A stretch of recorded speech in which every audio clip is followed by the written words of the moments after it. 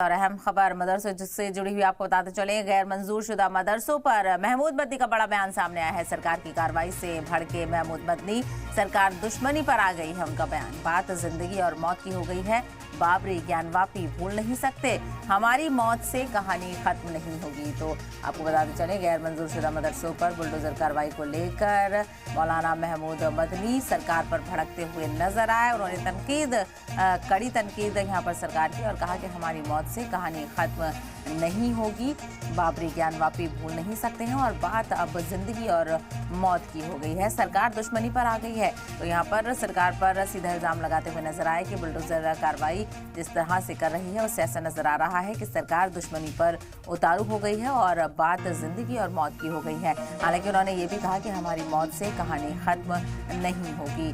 तो बुलडोजर कार्रवाई को लेकर मौलाना महमूद मदनी की कड़ी तनकीद यहाँ पर देखने को मिली। उन्होंने सरकार की सरजमिश की। गैर मंजूर शुदा मदरसों पर हो रही कार्रवाई को लेकर सरकार की उन्होंने तनकीद की और कहा कि अब सरकार दुश्मनी पर आ गई है, ऐसा नजर आ रहा है।